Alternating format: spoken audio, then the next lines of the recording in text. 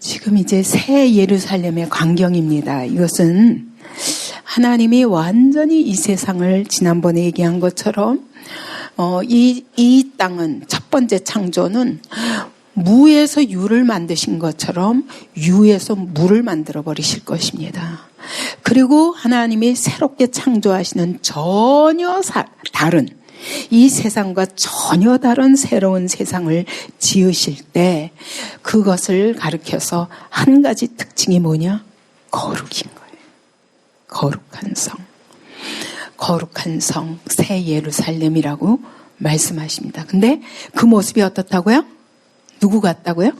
신부 같다고 그랬어요. 신부 같다고 그랬어요. 그래서 이제 계시록에서 굉장히 중요한 것은 이 신부라는 단어예요. 이 신부의 반대가 누구라고요? 예? 음녀라고 그랬죠. 큰 음녀. 되게 큰 걸 좋아해요. 뭐든지. 그죠?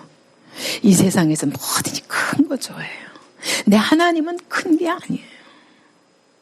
그래서 하나님의 이 천국은 어떻게 표현됐다고요? 12,000 스타디온. 그게 길이와 높이와 넓이가 12,000. 딱 정육면체예요. 이것은 지성소의 크기와 같다고 그랬죠. 지성소가 정육면체예요. 그러니까 하나님이 임재하시는 완전한 공간이라는 뜻을 이렇게 설명하시는 거예요.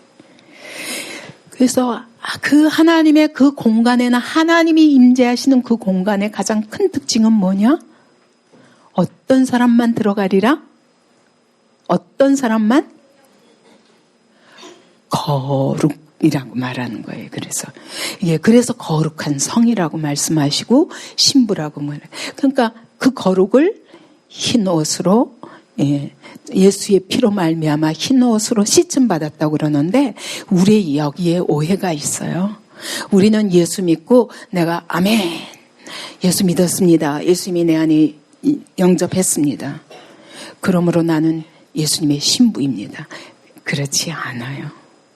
그렇다면 구원받고 여러분 즉각 데려가실 거예요 아마. 근데 우리가 워낙 죄덩어리로 수십 년 동안 여기 새겨 있어요. 이 죄와 여러분 알죠? 예수 믿고 막 감격으로 막 기뻐 뛰며 내가 구원받았다고 막 예수님의 사랑에 감격하며 눈물 흘리다가 얼마 못 가면은 헷가닥 뒤집어지는 거 여러분들도 다 경험하셨죠? 그리고 은혜 받았다고 막 그냥 수양회 때 팔팔 뛰던 사람이 갑자기 며칠 지나거나 몇 달 지나면 완전히 딴 모습 보고 저 사람 은혜 받은 거 맞아? 그러면 하나님의 은혜의 능력이 뭔가 이렇게 의심하잖아요. 그렇지 않아요. 하나님의 능력이 없어서가 아니라 우리 안에 아주 뼛속 깊이 절어있는 죄성 때문에 하나님이 연단이 필요한 거예요. 그래서 예수를 믿고 나서 여러분 구원받았지만 어때요? 구원의 3단계가 있다고 그랬죠. 과거형.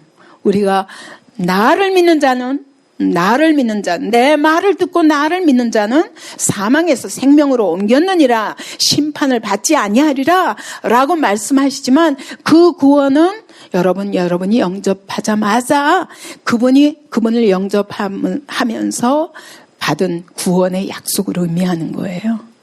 그러나 이제 그때부터 성화가 시작이 됩니다. 하나님이 우리를 의롭다 하시고 깨끗하게 하시고 이제는 그 예수의 피로 계속 우리를 거룩하게 닦아가는 성화의 과정이 필요해요. 그래서 빌립보서 2장 12절에서 뭐라고 그래요? 너희 구원을 이루라. 항상 두렵고 복종함으로 너희 구원을 이루라 하셨어요. 그렇기 때문에 여러분이 이렇게 구원을 간단하게 생각하면 안 됩니다. 그래서 성경에 그 많은 이야기들이 있는 거예요. 그래서 성경을 자세히 보면 여러분 결국은 계시록은 거룩의 완성이에요. 물론 우리가 행위를 해서 그런 건 아니에요. 우리의 노력으로 그런 건 아니에요.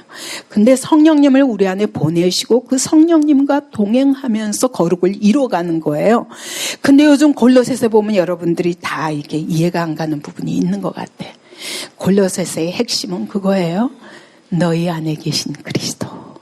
예. 왜 골로새 교회가 복음을 받고 예수 그리스도를 믿고 그리고 믿음과 소망과 사랑에 넘쳤었는데 왜 이단의 꾀임 앞에 헷가닥 무너지냐 말이에요. 그거는 너희가 율법이나 너의 육체의 노력이나 절기나 안식일이나 먹는 거 마시는 거 이런 것 가지고 되는 게 아니다. 그러니까 이단이 두 가지가 있었던 거예요. 하나는 뭐냐? 율법주의예요. 그래서 내가 이제부터 내가 열심히 해서 거룩한 사람이 되리라. 절대 안 됩니다. 안 되니까 골로새 교회도 이단의 그런 율법주의가 딱 들어오면은 여기는 난 뭐야? 내가 구원받은 거 맞아? 이렇게 하고 의심하는 거예요. 근데 또 한쪽으로는 뭐냐? 영지주의예요. 내가 예수 그리스도를 믿었다니까? 믿었어. 그래서 예수님을 영접했고 예수님이 내 안에 들어오셨어. 그러면 난 구원받았어. 끝. 이래서 오늘 한국교회가 무너지는 거예요. 오늘날 하나님의 교회들이 무너지는 거예요. 여러분, 그것은 구원의 시작인데 그 이상의 순종이 없기 때문에 우리 삶에 열매가 없고, 그래서 사단에 완전히 그냥 놀아나다가 일평생 아무 열매도 못 맺고 가요. 이것은 굉장히 잘못된 거죠. 그래서 골로새서에 지금 말하는 거예요. 헛된 철학, 말의 속임수에 속지 마. 세상 이론, 그건 초등학문이야. 그런 것에 속지 마. 신앙이란 뭐냐? 우리가 기독교 신앙이란 뭐냐? 한마디로 너희 안에 계신 그리스도야. 너희가 노력해서 되는 게 아니야. 그럼 뭐냐? 너희 안에 그리스도가 어떻게 계셔? 아니, 하늘에 계신 그분이 여기 어떻게 계셔요? 성령으로 들어와 계시다는 거예요. 그러므로 이제 어떻게 하라고요? 그 성령님을 따라가라. 따라가라. 그 성령님께 순복하며 따라가라. 그럴 때 그 성령께서 너희 안에 그 역사를 따라, 그의 역사를 따라 나도 힘을 다하여 수고하노라 그랬어요. 바울도 그가 열매를 맺을 수 있는 것은 그분이 내 안에서 역사하시는 그 역사를 따라가는 거라. 그래서 성령의 역사에 의지하면서 그분이 내 안에서 이루어 가시는 것이 구원이에요. 그런데 우리는 내 노력으로 하든지, 아니야, 나는 예수 믿었다고 고백했으니까 끝. 난 구원받았어. 구원받은 백성. 이것도 문제인 거예요. 그래서 골로새서가 얘기하는 것은 영지주의라는 게 뭐냐면 지식만으로 구원받았어. 예수 그리스도가 메시아라는 거, 하나님의 아들이라는 거 나 믿는다니까. 오늘 그렇잖아요, 여러분. 그걸로 내가 구원받았다고 생각하고 그걸로 내가 모든 것 다 된 것처럼 그래 놓고는 내 성질대로 살 테니까 건드리지 마. 나 원래 성질이 그렇게 생겨 먹었어. 이거는요, 절대 여러분 구원 의심해야 돼요. 여러분이 구원이 뭔지 모르는 거야. 아니면 성경을 모르는 거예요. 성경은 그렇게 말씀하지 않아요. 그래서 사실은 제가 시간은 없는데 성경 전체가 무슨 얘기인가를 한번 보세요. 여러분이 너무 성경의 줄기를 모르기 때문에 굉장히 이렇게 성경 지식이 매우 편파적이고, 그렇기 때문에 사고방식에 입체적인 신앙의 시각이 없어요. 그러니까 굉장히 오해가 많아요.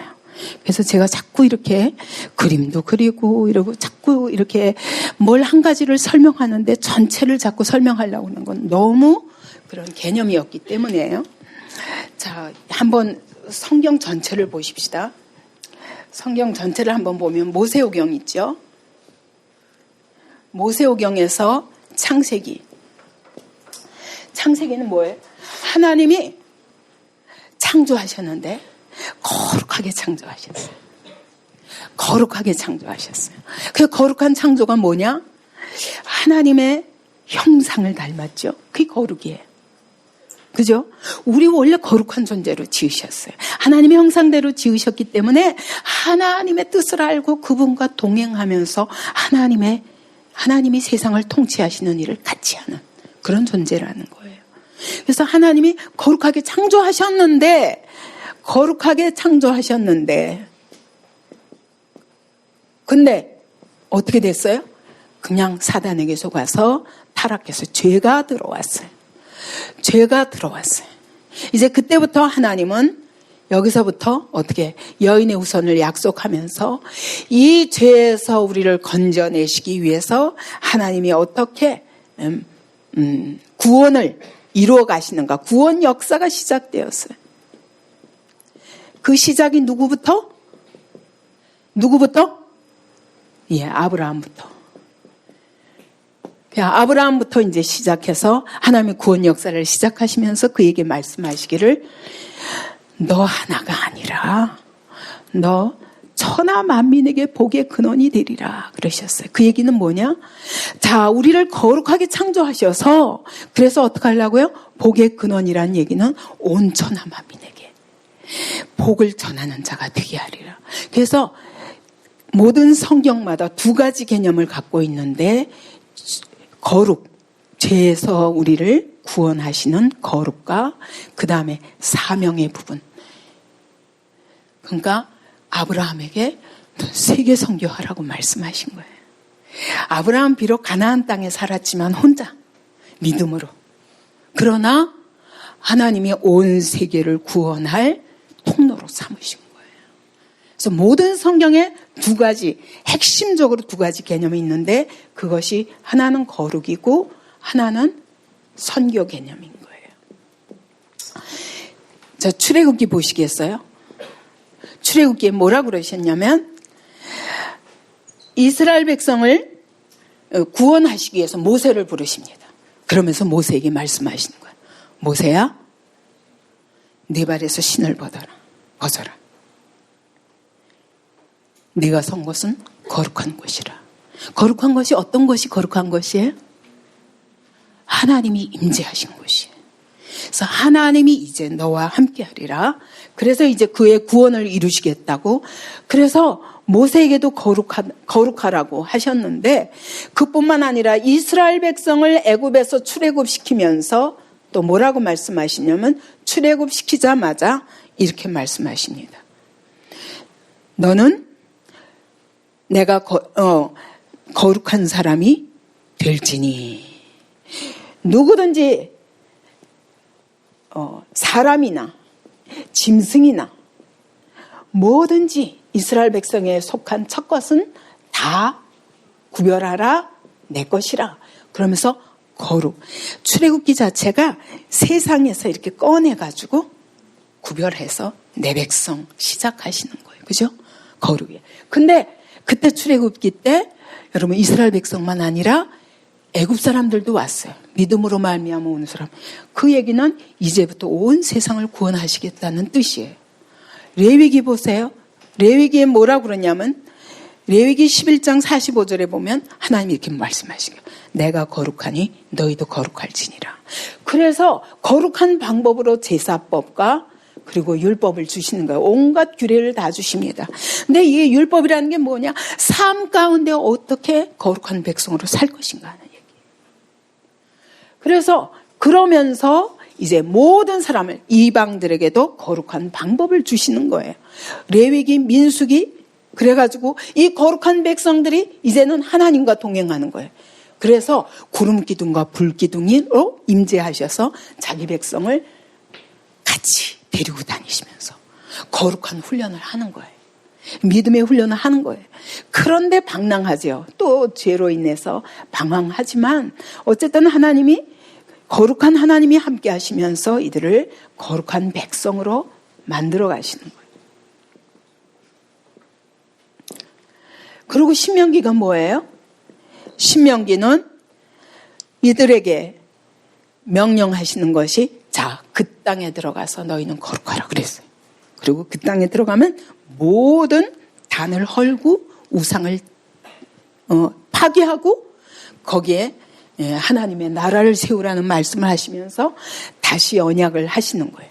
이제 너희가 왜 이스라엘 백성을 이게 거룩한 백성 만들어가지고 이들을 왜 저쪽으로 가나안 땅으로 들어가라고 약속의 땅을 주시면서 거기서 너희는 한마디로 순종해라.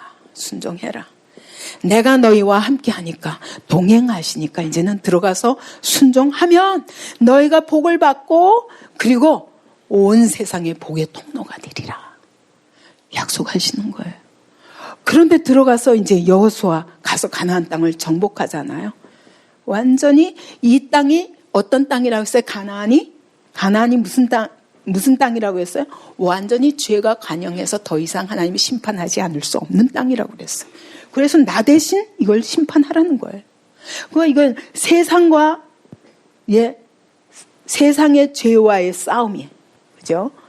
이러면서, 자, 사사기에 들어가서도, 그래서 이렇게 세상과 이 죄와 타협하지 마라. 절대로 타협하지 마라. 타협하면 안 된다. 너희는 가서 구별해서 거기다 하나님 나라 세워야 돼. 라고 말씀하시는데 들어가가지고 거룩한 게 아니라 타협해요. 이제 그때부터 계속 세상에 시달리는 삶을 돼서 계속 실패해요. 그죠? 그래서 쭉 보면은 이러다가 제가 이제 시간이 없으니까 다 하면 시간이 너무 길 것 같아서 그래서 모세오경만 아니라 역사서, 역사서도 결국은 이스라엘의 역사 속에서 타협하면 안 돼. 가서 하나님의 나라를 세우라니까. 그건 뭐예요? 하나님 나라를 세운 거는 건 두 가지 개념을 포함해요. 그게 뭐냐면 너희가 먼저 거룩해야 돼. 그리고 이 거룩으로 하나님의 뜻대로 하나님의 법대로 세상을 정복하고 그리고 세상에 하나님의 법을 세상을 구원하라는 거예요. 그러니까 이게 선교예요. 그 역사서도 다. 그런데 이스라엘이 이 거룩에서 실패하고 선교에 실패한 거예요. 그러니까 어떻게 해요? 결국은 역사서 끝이 뭐예요? 바벨론 포로로 끝날 수밖에 없어요. 선지서에서도 그래요. 선지서에서도 계속 죄를 책망하는 겁니다. 죄를 책망하면서 그러나 하나님이 은혜로 구원하리라. 그래서 이 선지서에서 보면 나중에 구원하기 위해서 하나님의 아들 메시아가 오실 것이요. 또 그다음에 새 언약을 세워서 너희에게 너희 마음에 내 법을 너희 마음에 기록하리라. 그러면서 성령 보내실 것을 말씀하시죠. 그러면서 온 세상 믿지 않는 자들도 다 이 성령 받기만 하면, 이 메시아를 믿고 성령 받기만 하면 다 구원받으리라.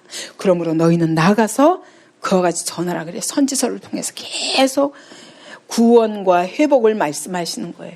그건 열방까지 그렇게 회복할 것을 계속 말씀하세요. 그래서 선지서도 그렇고. 지혜서는 뭐냐? 지혜서는 그래서 너에게 지혜가 필요한 거야. 근데 지혜가 뭔 줄 알아? 그거는 하나님을 경외하는 거야. 하나님을 경외하는 거룩이라고. 그게 지혜야. 우리는 그렇게 생각 안 해요. 그죠? 내 머리 돌려가지고 이 세상에서 어떻게 하면 내가 이것도 누리고 저것도 누리고 이렇게 사나 생각하지만 하나님은 거룩이 능력이야. 하나님을 경외하는 것이 능력이야. 그럴 때 하나님이 너에게 최고의 지혜를 주시는 거야. 그런 자가 복을 받고 그런 자가 이 지혜는 뭐야? 하나님 말씀에 순종하는 거야. 라면서 가르치는 게 지혜서라고요. 잠언, 전도서, 시편, 아가 다 마찬가지. 그리고는 그 다음에 복음서잖아요. 복음서가 뭐예요? 결국은 하나님의 아들이 오셨잖아요. 예, 하나님의 아들이 오셨어요. 그분은 거룩한 하나님의 아들이에요. 그분은 죄가 없으신 분이에요. 이분이 십자가에 못 박혀 죽으심으로 인해서 어떻게 됐어요? 우리가 하나님의 아들이 돼요. 그분이 우리 힘으로는 안 돼요. 그래서 그분이 우리 대신 거룩을 온전히 이루시고 그분이 우리 대신 십자가에 못 박혀 죽으심으로 우리를 거룩하게 하는 길을 열어주셨어요. 그러면서 십자가에 못 박혀 죽으시면서 이 십자가로 말미암아 모든 사람이 거룩하게 되어라. 왜? 내가 하나님 나라 새하늘과 새 땅을 준비했거든. 글로 같이 가자 그러시는 거예요. 그러면서 여기서 말씀하시기를 마태복음 28장에 뭐로 끝나요? 복음서 맨 끝마다 뭐가 나타나냐면 너희는 천하 만민에게 가라. 이 복음을 전파하라. 그러니까 여기도 거룩과 선교예요. 그죠? 그러다가 서신서는 뭐예요? 서신서 있기 전에 사도행전 있죠. 사도행전은 결국 성령으로 말미암아 한 개인이 거룩하게 될 뿐만 아니라 성령으로 말미암아 거룩한 교회를 어떻게 세우시는가. 그래서 거룩한 교회들이 세워졌는데 이놈의 교회들이 문제가 또 많아. 개인도 구원받아도 문제가 많아. 워낙 죄의 본성을 가지고 태어난 존재들이라서 우리가 의로워서 의롭다 함을 받는 게 아니라 의롭지 않은 자들을 의롭게 하기 위해서 하나님의 아들이, 거룩한 아들이 오셔서 죄도 없으신 제 우리 대신 죽으신 거예요. 그래서 우리에게 이 놀라운 복음을 천하 만민에게 전하라, 이걸 부탁하신 거예요. 그 교회도 거룩하게 성령으로 말미암아 거룩하게 하셨는데 이 교회들이 얼마나 문제가 많아요. 고린도 교회 보세요. 성령 받아도 소용없어. 그죠? 모든 교회마다 문제없는 교회가 없어. 골로새서 요즘 보니까 골로새서도 이단 시비에 아니 어째서 막 그 헛된 철학에 속아 넘어가냐. 너희는 그리스도를 좇는 거야. 그리스도 그 안에 모든 보화와 비밀이 있어. 거기에 능력이 있어. 거기에 하나님의 지혜가 있어. 그게 전부야. 그래서 그리스도를 따라가면 내가 알지 못하는 지혜가 생긴다고. 그냥 따라가다 보면은 내가 지혜가 있어서가 아니라 내가 그분을 따라가다 보면 최고로 지혜로운 삶을 살게 되는 거야. 그러니까 네 생각 따로 하지 말고 성령님을 쫓아가. 그 얘기예요. 너희 안에 그리스도께서 역사하시는 걸 봐. 서신서 전체가 교회마다 문제가 많아요. 우리 교회도 문제가 없는 게 아니에요. 그 문제들을 계속 가지고 말씀과 성령으로 씻어내기 위해서, 그래서 거룩한 교회가 되게 하기 위해서 계속 말씀을 선포하는 거예요. 그래서 이제 목사님들이 만나면 참 고민해요. 왜냐하면 요즘은 말씀을 잘 귀를 안 기울이니까 말씀에 관심이 없고, 그리고 뭐라고 하는 거 싫어하고 철저한 포스트 모더니즘. 내가 좋은 게 좋은 거야. 내 기분이 안 좋으면 말씀이고 뭐고 다 상관없어. 그리고 말씀이 어떠하든 내 생각이 어떠하는가 더 중요해요. 이런 세대 속에서 목회를 어떻게 하냐. 이 성도들을 일일이 찌르려고 그러면, 얼마 전에도, 우리 집사님 얘기를 들으니까, 해외 교회들은 또 더 하죠. 목사님이 이제 딴 교회 가셨어요. 워낙 또 문제도 많아요, 해외 교회들. 그런데 딴 데 가셨어요. 그래서 새 목사님 모셔와서 이제 잘 하시겠지. 그랬고 처음부터 힘있게 그냥 하나님의 말씀을 전하고 종말론적인 삶을 살아야 된다. 막 이러면서 성도들을 이제 죄가 뭐냐 하면서 막 찌르기도 하고 이러고 전했는데, 성도들이 1년 동안은 너무너무 은혜 받았다는 거예요. 맨날 세상 얘기만 하시던 목사님이 계시다가, 그러다가 이렇게 막 죄가 무엇인가를 가르쳐주고 막 이러면서 힘있게 거룩하게 살아야 된다라고 전하니까 다 이제 산뜻하다. 그러고 진짜 진실한 목사입니다. 그랬는데 이게 2년 3년 되니까 듣기 싫은 거예요. 그죠? 여러분들도 그렇죠. 저한테 10년이나 들었으니 얼마나 지겹겠어요. 그죠? 그동안 잘 들어주셔서 감사하지. 이제. 그런데 2, 3년 듣다 보니까 못 견디겠는 거예요. 그래가지고 이제 장로님들이 모여가지고 의논했다는 거예요. 이제 목사님 더 이상 우리가 못 듣겠다고 우리 말하자. 이거 도저히 안 되겠다. 그래서 자기네들끼리 이제 딱 하는 것을 목사님이 또 눈치챘어요. 그래가지고 부역자까지 데리고 그 장로님들이 얘기하기 전에 딱 교회를 떠버렸어요. 딴 교회로 가버리셨어요. 그러다가 또 그 다음에 또 목사님이 또 돌아가셨다가 또 기껏 모셔가지고 이제 이랬대는데 또 막 그래가지고서는 우리 집사님한테는 정말 신앙생활 힘들어서 못 살겠다. 여러분, 이게 이제 오늘날 교회입니다. 그냥 세상 소리 하는 것도 신뢰를 안 하고, 그때는 그냥 적당히 신앙생활을 하지만, 그러나 자기의 발전이 없다는 것도 아는데, 또 진실로 말씀을 전하고자 하면은 못 견뎌가지고 또 이러고, 이걸로 인해서 끝까지 승리하지 못하고 목사님도 포기하든지 아니면 성도들이 포기하든지 이러면서 계속 거룩에 관심이 없는 거예요. 나 예수 믿었으니까, 나 구원받았다니까 이렇게 생각하는데 그게 아닌 거예요. 서신서 자체가 여러분 개인도 그럴 뿐만 아니라 교회도 그래요. 하나님의 성령님이 임하셔서 막 뜨겁고 충만하다가 문제가 또 생겨요. 금방 문제가. 그래서 서신서 전체가 교회의 문제들에 대한 바울의 답이잖아요. 그래서 서신서를 딱 한마디로 하냐면 거룩함에 이르라. 교회들아 거룩함에 이르라. 거룩한 교회가 되어야 된다. 예. 왜요? 그 끝에 맨 끝에 계시록.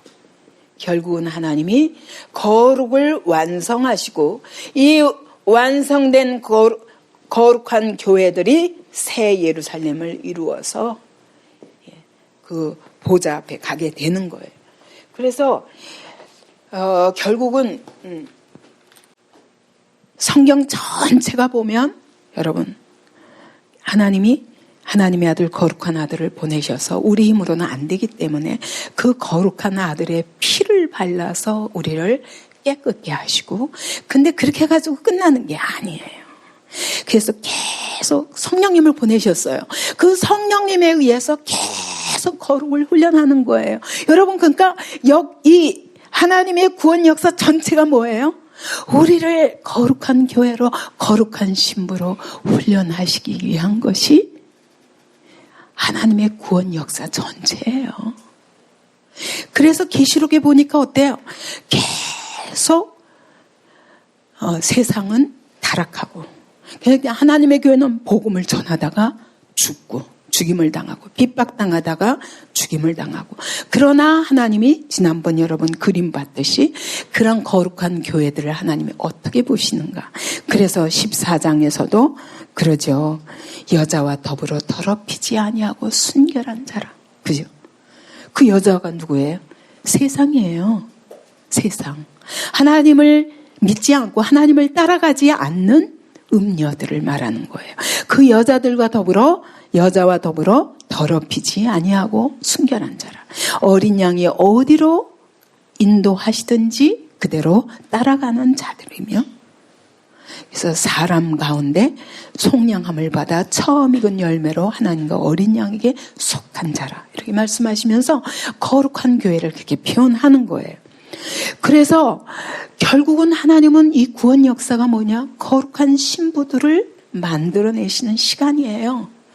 거기에 뭐가 필요하냐? 고난이 필요한 거예요. 고난이 필요한 거예요. 여러분 고난이 없는 자들은 조금 두려워하세요.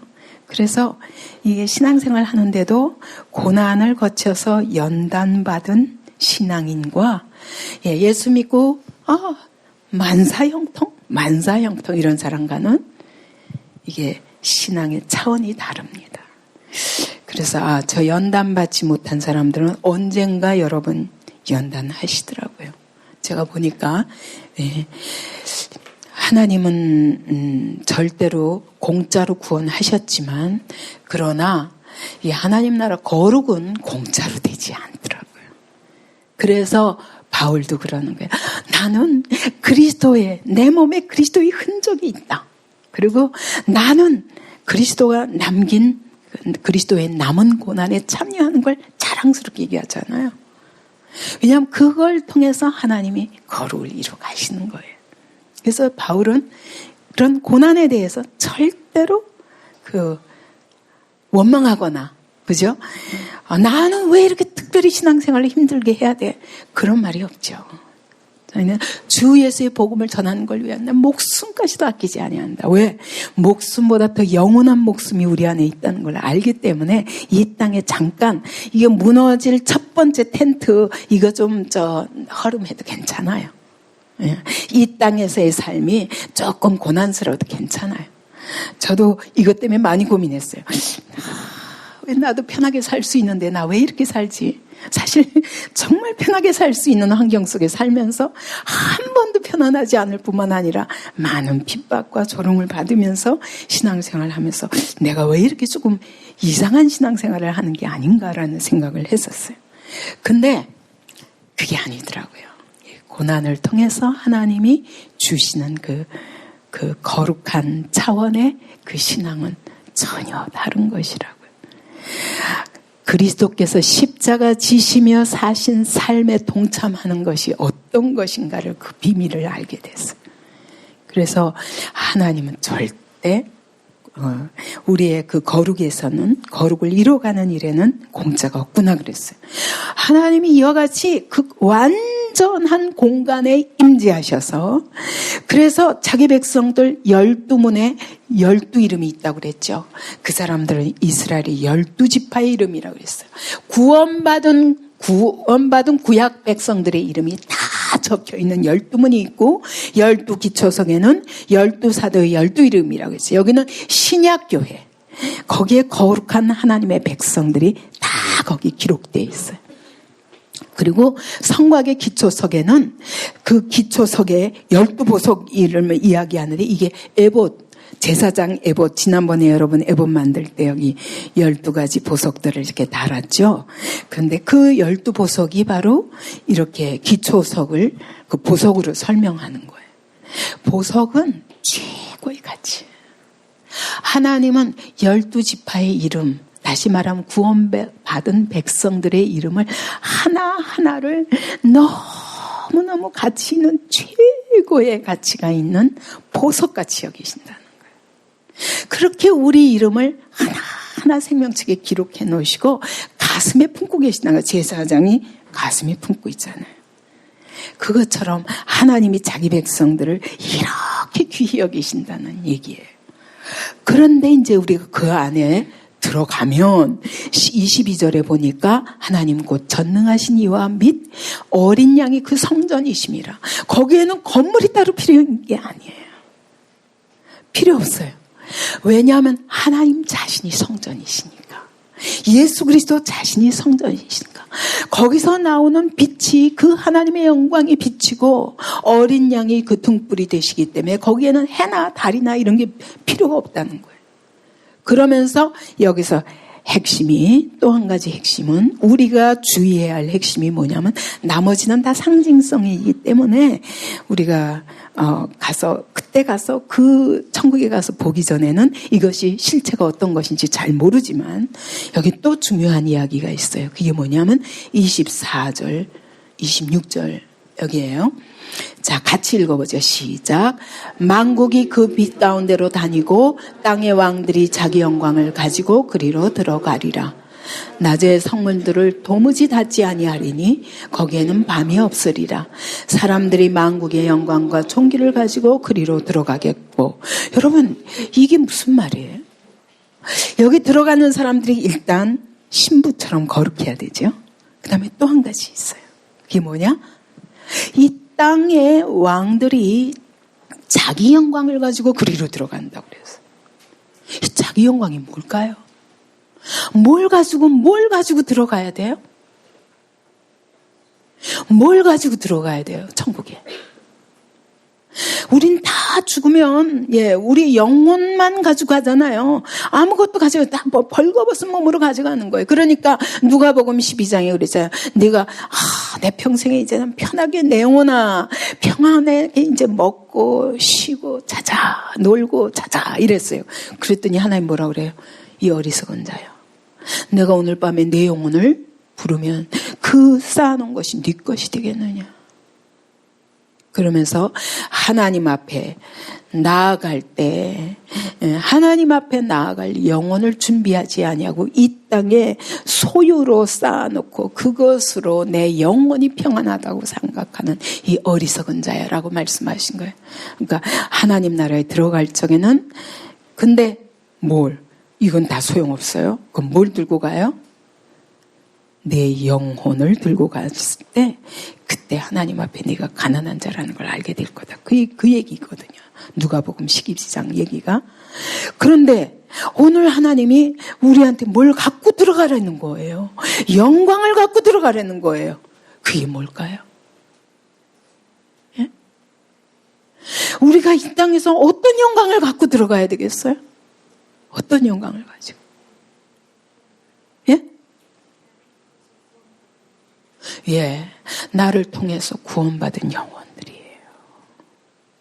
그러니까 여러분, 천국 가서 우리가 딱 천국에 들어갈 수 있는데 거기는 절대로 무엇이든지 속된 것이나 가증한 일 또는 거짓말하는 자는 결코 그리로 들어가지 못하되 오직 어린 양의 생명책에 기록된 자들만 들어가리라 그랬어요.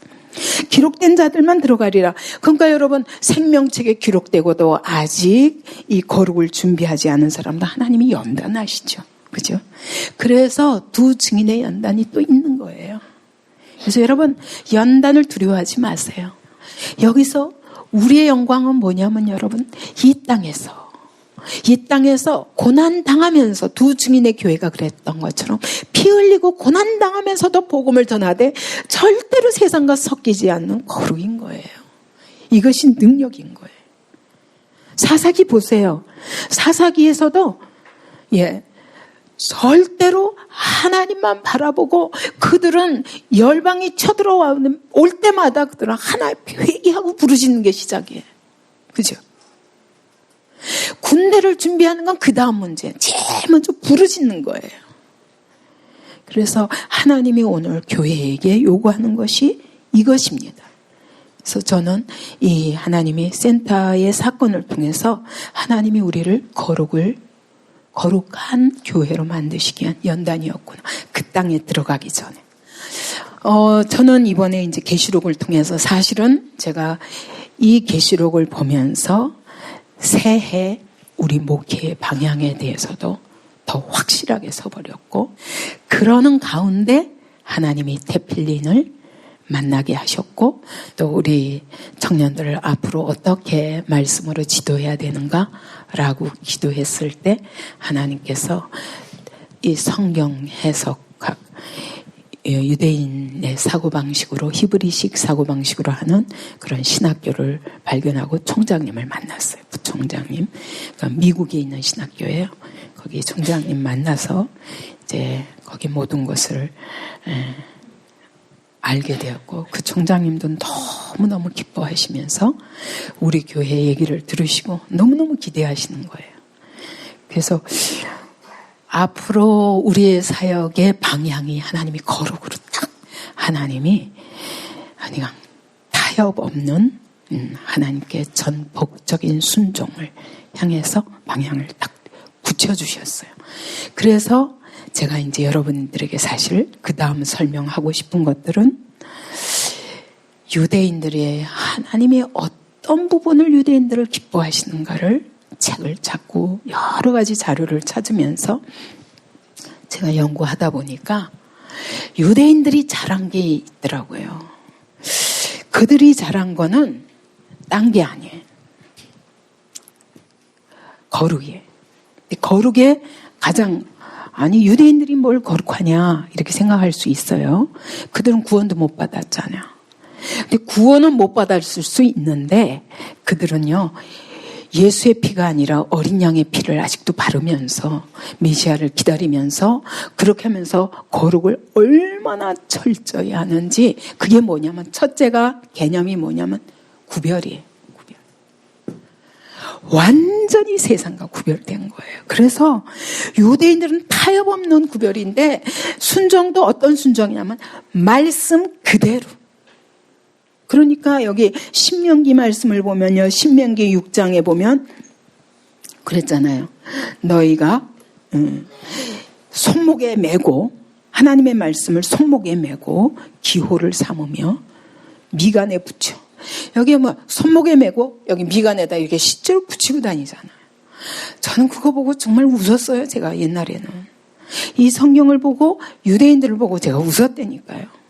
아니 어떻게 저렇게 어리석을 수 있냐, 어떻게 문자적으로 그렇게 해석을 하고 그러냐. 저는요 너무너무 이번에 부끄러웠어요. 그들의 이 문자적인 순종이 얼마나 온전한 순종인지 그걸 보면서 이거는 우리가 배워야 할 부분이구나. 이건 우리가 배워야 될 부분이에요. 우리는 얼마나 하나님의 말씀을 가볍게 여기는지 몰라요. 근데 여러분 6장 4절 보세요. 신명기 6장 4절부터 9절까지 시작. 이스라엘아 들으라. 우리 하나님 여호와는 오직 유일한 여호와이시니 너는 마음을 다하고 뜻을 다하고 힘을 다하여 네 하나님 여호와를 사랑하라. 오늘 내가 내게 명하는 이 말씀을 너는 마음에 새기고 네 자녀에게 부지런히 가르치며 집에 앉았을 때든지 길을 갈 때든지 누워있을 때든지 일어날 때든지 이 말씀을 강론할 것이며 너는 또 그것을 내 손목에 매어 기호를 삼으며 내 미간에 붙여 표로 삼고 또 내 집 문설주와 바깥문에 기록할지니라. 아멘. 여러분, 여기서 우리는 늘 이거 들어서 그런 얘기지 그러잖아요. 그들은요, 문자 하나하나를요, 완전히 이걸 다 애우기 때문에 제가 이번에 따라가서 이제 태필린 하는 실제 현장에서 이제 아이들 태필린 시키는 거를 같이 따라 해봤어요. 이렇게 하는 거구나 할 만큼 여러분, 우리가 이렇게 그냥 눈으로 읽잖아요, 보통 성경을. 근데 아니에요. 그들은요, 또 읽고 반복하는 거예요. 이스라엘의 교육의 가장 큰 특징이 뭐냐면 학가다 교육이거든요. 근데 학가다가 뭐냐면 반복이에요. 무한 반복. 언제까지? 될 때까지. 그래서 그러다 보니까 암송인 거예요. 그래서 그들은 그냥 반복해요. 그래서 눈으로 읽지 않아요. 소리로 읽어요. 입으로 말해요. 근데 이게 입으로 말해봤더니 똑같은 성경 구절인데 여러분, 입으로 말해봤더니 이게 들리는 게 달라요. 깨달아지는 게 다른 거예요. 이걸 계속 반복하면서 이게 억양까지도. 그래서 이 어린아이들이 심지어 5살짜리가요, 영어 하나도 모르죠. 영어는커녕 한국말도 아직 다 모르잖아요. 그런데 영어 성경을 소리로 그냥 따라다니면서 외워가지고요. 예, 그 아이가 이번에 어떤 CD를 보니까 그런 아이들이 지금 자라서 지금 몇 년밖에 3년 4년 그렇게밖에 안 됐는데 이 아이들이 잠언을요, 영어로 잠언을 마지막 30장까지 쫙 외우는 거예요.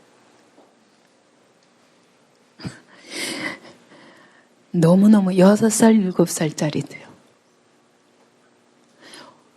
그래서 그냥 그러다가 영어를 배워버리고 스페인어를 배워버리고 히브리어를 배워버리고. 제가 이번에 발견한 그 신학교의 총장님이, 원래 총장님이, 설립하신 총장님이 코헨 박사인데, 코헨이 무슨 뜻이냐면 제사장이거든요. 아론 대제사장의 147대 손이에요. 근데 그분 얘기를 들어보니까 제가 만난 그 부총장님이, 그분이 부총장님이고 그 코헨 박사가 원래는 총장이었는데 지금은 그 사위가 총장이에요. 그런데 이분들이 아버지가 아예 4살 땐가 그때부터 그러대요. 아무개야 코헨, 그러면서 성경을 너는 몇 절을 외워야 되겠니? 이스라엘 백성들은요, 전부 13살 이전에 모든 이스라엘 백성들의 이거는 문화예요. 그들은 모세오경 자체를 통째로 외워요. 누구든지. 근데 지금 오늘날 다 그렇게 하지 않는다 할지라도 대부분이 모세오경을 13세면 다 외워버려요. 창세기, 출애굽기, 민수기. 우리는 다 읽지도 못하죠. 그죠? 모세오경 다 읽은 여기 13세까지 손 들어보세요. 아니 13세까지도 할 것 없어요. 여러 번 다 들어도 몇 사람 안 될 걸. 그죠? 그런데 이 13세 이전에 다 외워요. 그래서 이 성년식 하는 거는요, 모세오경을 다 외웠기 때문에 그걸 줄줄줄줄줄 다 외우다 보면요, 성경에 빠삭한 거예요. 그래서 하나님이 우리를 어떻게 지으셨고 어떻게 구원하시고 그 다음에 어떻게 우리 이스라엘 백성 역사 가운데 일하셨고 하나님의 뜻이 무엇이고 레위기의 제사는 어떻게 지내고 율법을 통해 가지고요, 완전히 어떻게 살아야 되는지 다 아는 거예요. 율법 안에 여기에 온갖 법이 육법전서라고 그러거든요. 헌법부터 시작해서 법에 6가지가 있어요. 모든 나라가 육법전서가 여기 다 들어있는 거예요. 근데 그들은 630가지의 이 율법을 다 외우고 있잖아요. 외우는 정도가 아니라 탈무드까지예요. 그 탈무드까지 하면 완전히 그것의 해석까지 다 판례집이에요. 한마디로 탈무드는. 그러면 그 판례집까지 이 성경에 있는 모든 원리에 근거해가지고 이 세상에서 사는 민법, 형법 여러 가지, 예, 행정법 무슨 법 해가지고 상법까지 뭐 다 그런 법들을 빠삭하게 탈무드를 통해 가지고 다 외우고 토론하고 이렇게 자랐기 때문에 여러분 세상 법에 법정에 가면요 완전 그들은 짤 나오는 거예요. 그러니까 변호사 하면 유대인 변호사는요 세계 최고잖아요. 뭐 판사, 법조계에 유대인 따라갈 사람 없어요. 그들은 완전히 여기 있어요. 모든 세상 법의 근거가 성경이거든요. 성경을 근거로 세상의 모든 나라들이 법을 사용하고 있어요. 여기에 근거해서. 그러니 유대인들이요 세상에서 뛰어난 민족이 안 되겠어요? 그런데 코엔 박사 아버지가 그랬다는 거예요. 너는 몇 절 외우면 되겠니? 그랬더니 10,000절이요. 그랬대요. 이게 모세오경이 5,000 몇백 절, 한 6,000절, 6,500절인가 아무튼 그 정도 되거든요. 그래서 10,000절 외우겠습니다. 그랬더니 아론의 후손이 그렇게 외워가지고는 안 되지. 넌 제사장이잖아. 그러니까 더 외워야지. 그럼 몇 절 외우면 되겠습니까? 그랬더니 아버지 하는 말이 22,000절을 외워라. 그런 거예요. 22,000절이 뭐냐면 창세기부터 말라기까지. 그걸 히브리어로, 그것도 다른 말로 아니라 히브리어 성경 그대로. 그거는 이게 구약 성경에 그냥 절 나오는 거 히브리어로. 그래서 성경 볼 필요가 없어요. 갖고 다닐 필요도 없어요. 이분은 그냥 하시는 그런 분인 거예요. 그러니까 뭐 성경 해석이 이거는 다르죠. 왜냐하면 다 외우면서 이게 그대로 마음에 새겨진 거예요. 하나님의 말씀이 그냥 충만해진 거예요.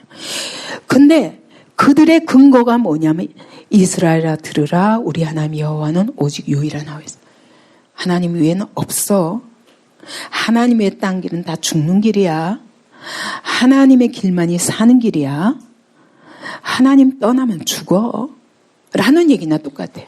이 하나님 없이 못 사는 거야. 넌 하나님 없이 사는 삶은 망하는 거야. 라고 하는 말이에요.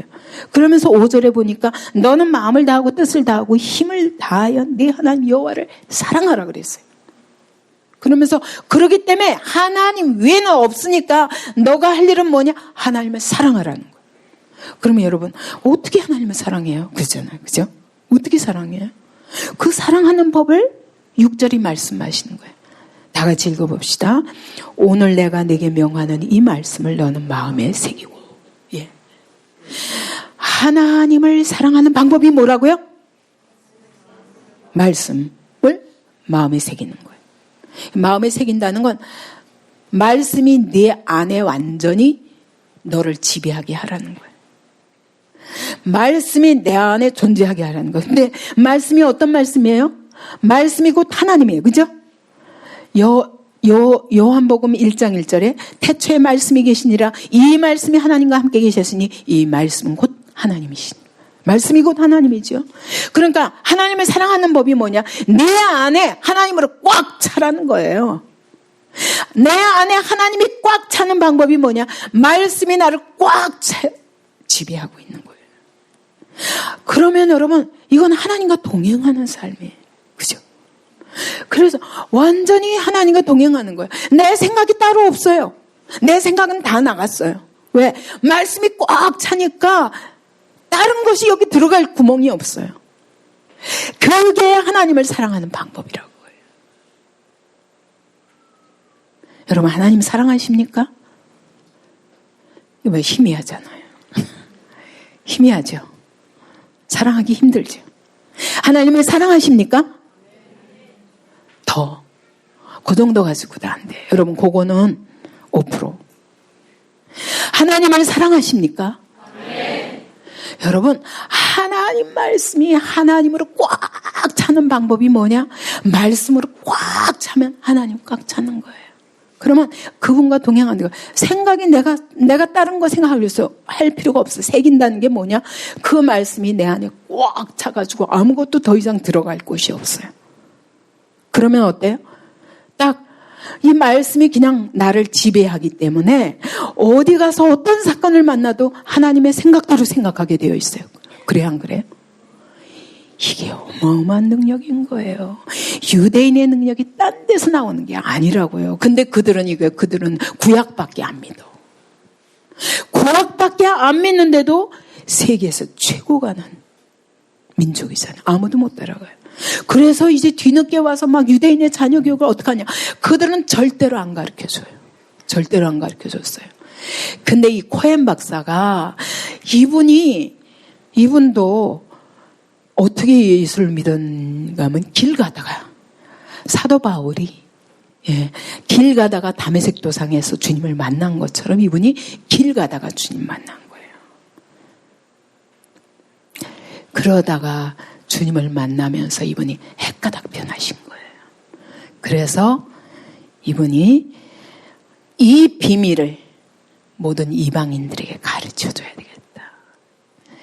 이스라엘 백성이 거룩은 그들은 구별된 거를 이제 제가 다음 시간에 알려드리겠습니다.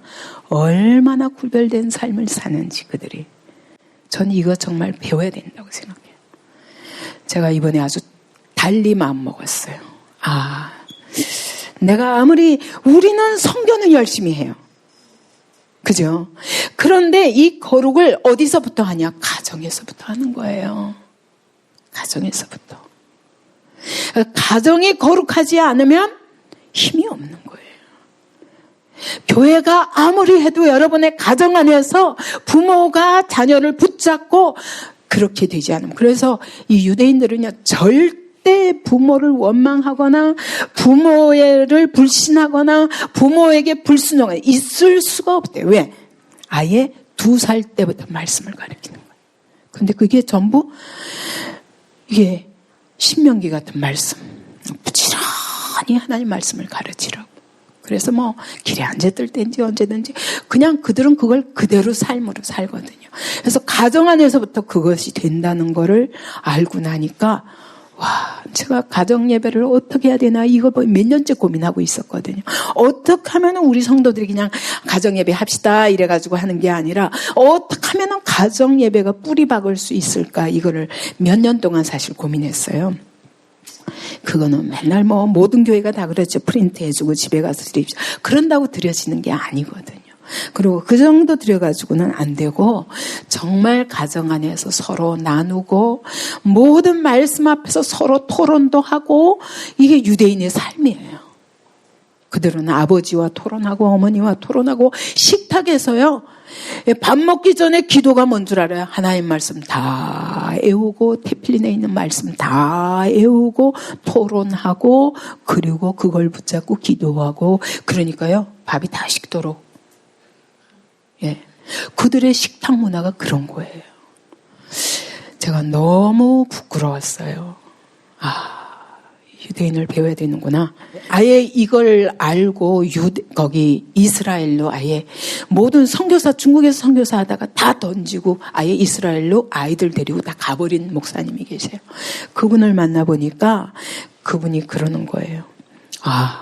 자기는 그들의 그 교육법을 배우기 위해서 자기 자녀들, 자기에게는 소망이 없다. 그러더라고요. 이제 배워가지고 안 되니까.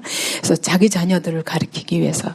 그래서 내가 모든 선교, 중국 선교도 좋지만 내 가정부터 바로 세워야 되겠다. 그래가지고 아예 이스라엘에 가서 아이들을 중학교 때부터 이스라엘 학교에 집어넣은 거예요. 그래가지고 그들과 똑같이 공부하면서 특히 자기 아이를 유대인의 유치원에 집어넣었다는 거예요. 그들은 3살부터 가르쳐요. 근데 3살, 4살 유치원, 5살 유치원, 6살 유치원이 다 따로 있대요. 그래서 그 연령별로 다 관리를 하는데 놀랍더라고요. 얘기를 하는 거예요. 왜냐하면 아이들을 보내보니까 너무너무 놀라운 거는 아이 하나하나에 대해서 기록을 국가가 다 한대요. 유치원에 와도. 그래서 예를 들면 아이가 이렇게 물을 쏟았어요. 이제 유치원에서 놀다가 물을 쏟았어요. 물을 쏟아서 그러면 아이들의 반응이 있대요. 어떤 아이는 달려가가지고 걸레질을 하는 아이가 있대요. 그런데 어떤 아이는 모른 척하고 가버린대요. 근데 어떤 아이는 이거를 얼른 달려가서 선생님한테 선생님 저기 물 쏟았어요. 그런다는 거예요. 여러분 어떤 사람이 리더가 될 것 같아요? 가서 닦는 사람. 그죠? 우리 생각엔 그렇죠. 근데 아니라는 거예요. 그들은 그런 기록이 쫙 있대. 이걸 통계로 내보니까 어떤 아이들이 리더 그룹이냐? 거기서 닦는 아이가 아니라 얼른 달려가서 선생님한테 보고한대요.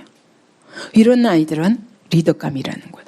그래서 그런 아이들, 그러니까 통계에 의해서 이런 사람들은 이렇게 공부를 하더라. 이런 사람들은 정치적인 그런 성향이 있다. 이런 아이들은 어떻게 쓰일 것이다. 이게 자료가 다 있어가지고요. 그 아이들의 기록을 가지고 이 아이들을 판단한대요. 그래가지고 이 아이들이 근데 환경이 어려워서 공부를 못해. 그러면요 국가가 대주면서 가르친대요. 그래서 아이들의 방향이 벌써 3세 때부터 다 조사해가지고 그 기록이 쫙 있는데 그건 아무도 못 건드린대요. 이런 비밀들은 절대로 나올 수가 없다는 거예요. 이방에게 우리에게 알려질 수 없대요. 그러니까 그들은 어디다가 모든 걸 걸었냐? 말씀 전수에다가 걸었어요. 말씀 전수에다가 내 자녀에게 오늘 이 신명기 말씀대로 자녀에게 앉았던 때든지 길을 갈 때든지 누웠을 때든지 뭐 언제든지 뭐 문설주에다가 바르고 뭐에다가 저게 이마에다 붙이고 손목에다 메고 그리고 이걸 갖다가 하루에 3번씩 오는 거예요. 그 잊어버릴 수 있어요? 못 잊어버리죠. 그래서 말씀 전수를 가정해서 여기다가 목숨 걸은 거예요. 그것이 그들로 하여금 이렇게 구별된 삶을 살게 하는 거예요. 근데 그것만 하는 게 아니에요. 그러면서 회당 중심의 삶을 사는 거예요. 어디로 가든지 회당을 중심으로 딱 마을을 이루는 거예요. 그러니까 우리가 지금 교회 중심으로 이거 신앙생활 하는 게 이상한 게 아니에요. 당연한 거예요. 성경적인 거예요. 이스라엘 백성들이 이게 진영이 민수기에 갈 적에도 여기 성막을 딱 가운데다 두고 세 지파잖아요. 완전히 이게 예배 중심의 삶인 거예요. 그래서 그들은 철저히 회당에 모여가지고 또 가정들이 다 같이 모여서 토요일 날이면 아버지들이 일찍 와서 아주 이 이스라엘 사람들은 철저히 가정적인 거예요. 그래서 아버지들이 다 제사장 역할을 해요. 그래서 가정 안에서 아이들을 다 말씀으로 토론하고 가르치고 하는 것도 막 다 아버지가 하고 잠잘 때요 엄마가 가는 게 아니라 아버지가 가더라고요. 아버지가 가서 아이를 끌어안고 그리고 그 테필린 하게 하고 그 다음에 그것에 의해서 기도하게 하고 아침에 눈 뜨면 가가지고 여기 밤에 받아 놓았던 깨끗한 물에다 손 닦고 그리고 또 말씀 외우고 기도하고 그리고 하루를 시작하는 거예요. 그래서 정말 우리는 이 이방인들이 모르는 거예요. 그들의 이 삶의 비밀을 모르는 거예요. 하나님이 유대인들을 그냥 보호하시는 게 아니더라고요. 그들은 이렇게 문자적이지만 철저히 말씀에 모든 생명을 걸고 살고 이것을 자녀에게 전수하는 것에 최우선 순위를 두는 거예요. 그래서 저도 참 제가 자녀들을 그렇게 못했는데 그런데 이제 손주도 그렇게 못하면 큰일 나겠다. 이런 생각이 들더라고요. 그러면서 우리 성도들에게도 더 늦기 전에 진짜 가정이 거룩한 가정이 되는 것을 위해서 준비해야 되겠다. 이런 생각이 들어서 앞으로 우리가 정말 이것 때문에 많은 이렇게 더뎌 보이지만 그러나 확실하게 이렇게 한 걸음 한 걸음 주님이 기뻐하시는 뜻대로 할 때 그 다음 후손은 이건 어마어마한 거죠. 그래서 제가 저기를 보니까 천절을 암송하면 머리가 열린대. 머리가 열려가지고 이제 모든 게 이게 말로 표현하는 것마다 그대로 된대. 왜냐하면 하나님 말씀이니까.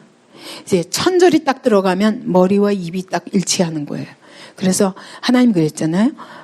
너희가 말한 대로 믿는 대로 되리라 하신 것처럼 하나님이 빛이 있으라 하심에 빛이 있었던 것처럼 말한 대로 된다는 거예요. 이런 일이 일어납니다. 저는 이거 체험해봐서 알아요. 저 정도의 저는 이게 말씀을 외우려고 그래서 그런 게 아니라 말씀을 많이 읽다 보니까 저절로 외워진 것들을 가지고 이렇게 얘기를 하는데 진짜 이런 걸 경험하게 돼요. 눈도 보는 대로 하나님이 환경을 열어가신다는 보인다는 거예요. 저도 성경을 외울 때 그냥 눈으로 많이 외워지더라고요. 그게 무슨 말인지를 알겠더라고요.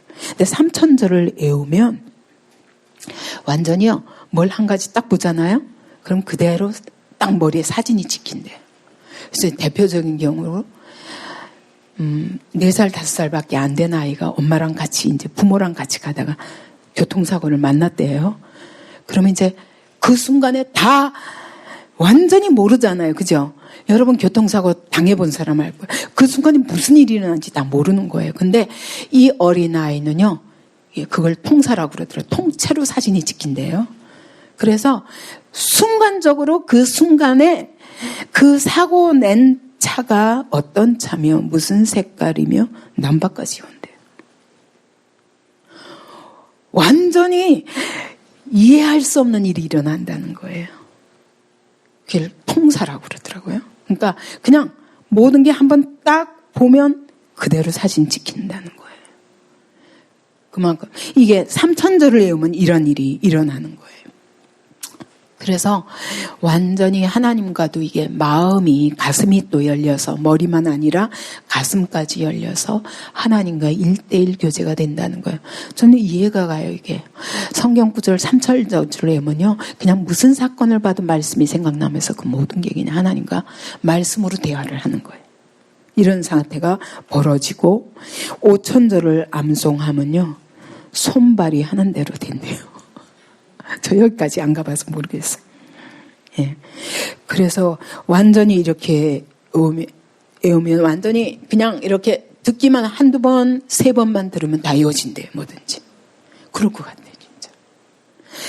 이렇게 하나님이 이들은 단 한 가지 이 거룩을 지키기 위해서 하나님의 말씀대로 살리라. 이 원칙에 의해서 철저히. 왜냐하면 이 나라는 또 이럴 수밖에 없는 게 이 나라가 없어진 게 언제예요? 언제인지 아세요? 바벨론 포로 때 없어지고 한 번도 나라가 있어 본 적이 없는 거예요. 언제까지? 1948년 유엔에 의해서 독립되기까지. 그럼 몇 년이에요? 전부 합해서? BC 586년에 바벨론 포로가 되고 그리고 1948년에 그랬으니까 2534년 동안 나라가 있어 본 적이 없어요. 그러니까 모든 나라에 흩어졌는데 그 흩어진 나라가 한 300여 개국이라나 아마 그럴 거예요. 그러게 뭐 수많은 나라에 다 흩어졌는데 그것도 숫자가 얼마냐? 다 합해도 1,500만이에요. 1,500만. 우리 서울 인구가 얼마라고요? 서울 인구만한 거예요. 그런 숫자의 사람들이 300여 개 나라에 다 흩어졌는데 여러분 나라도 없는데 그런데 어디로 가든지 철저히 가정을 지키는 거예요. 뭘로? 말씀으로. 그래서 자녀들을 아예 어려서부터 그랬기 때문에 얘네들은 그것밖에 몰라요. 그래서 저는 그게 영상으로 보면요. 진짜 너무 부럽더라고요. 어떻게 아이들이 막 전쟁하듯이 성경을 외우고 전쟁하듯이 토론을 하는 거예요. 아버지하고 토론하든 뭐 누구하고 토론해도 막 전쟁이에요. 전쟁. 저러니 머리가 안 열려요. 그래서 이렇게 신약도 안 믿지만 구약만 저렇게 가지고 저렇게 씨름하고 살아도 하나님이 저렇게 축복하신다면 그런 생각이 드는 거예요. 우리 한국, 우린 신약까지 믿는 사람들이잖아요. 우리가 만약 이 하나님의 말씀에다가 생명을 걸면 무슨 일이 일어날 것인가? 놀라운 일이 일어나는 거예요. 놀라운 일이 일어나는. 그래서 제가 이 얘기를 들어보니까 정말 놀랍더라고요. 페이스북의 CEO도 유대인이에요. 크롬, 구글, 이 세상에서 지금 최고로 가는 부자들의 그 모든 창업자들이 다 유대인이에요. 못 당하는 거예요. 이들을 못 당하는. 그들은요, 13살까지 절대로 핸드폰도 허락한다고 해도 3G부터 안 돼요. 2G까지 폴더로 그냥 이렇게 해가지고 전화만 주고받을 수 있는 거. 그 다음에 집에 들어가면 일체 그것도 다 꺼놓고, 그 다음에 텔레비 절대로 13살까지는 절대로 못 보는. 컴퓨터도 안 돼요. 컴퓨터도. 이런 사람들이 컴퓨터고 뭐고 모든 SNS고 전부를 다 정복한 거예요. 왜? 잠깐만 봐도 엄청난 머리 가지고 가는 거예요. 그래서 하나님의 말씀의 이 완전함을 우리가 왜 이렇게 못 믿는가? 그게 너무 안타까웠어요. 그죠? 하나님의 말씀이 얼마나 완전한지. 그들은 반만 믿고 정말 중요한 예수 그리스도를 모름으로 인하여 구원을 못 받는다 할지라도 하나님이 이런 백성을 이렇게 축복하시는데, 우리가 이 예수 그리스도를 알고 이 놀라운 구원을 받고도 우리는 하나님의 말씀을 무시하고 복음을 전한다고 하지만 겉핥기예요. 능력이 없구나. 그래서 100몇십 년이면 그냥 교회들이 무너지는 거예요. 근데 그들은 2534년 만에 나라도 회복하는 거예요. 왜? 이것 때문에. 말씀 전수, 가정 안에서의 말씀 전수와 회당 중심의 생활. 그들은 절대로 유대인이라 하면은 거저 오늘 처음 본 사람이라도 다 회당에서 품어가지고 그들이 완전히 독립할 때까지 모든 삶을 그 불법 체류자로 왔더라도 다 보호해가지고 완전히 독립할 때까지 다 돕는 거예요, 공동체가. 그러니 이 민족이 안 저거 할 수가 없어요. 교회 중심의 삶, 여러분 뭐 이렇게 해가지고 어떻게 세상에 나가서 하냐. 여러분 진짜 모르는 거예요. 교회 중심의 삶이라는 게 얼마나 큰 축복인지 아세요? 그게 교회 중심만 아니라 하나님 말씀 중심으로 살 때 이게 어마어마한 능력이라는 걸 모르는 거예요. 저는 이걸 좀 우리가 배워야 되겠다. 배우고 이것이 우리의 삶이 돼야 되겠다. 그래서 우리 자녀들부터 정말 똑바로 세워서 세상에 어떻게 하면 우리 자녀도 좀 들어갈 수 있어요. 이럴 때까지 그것이 순서다라는 결론을 내리게 되었어요.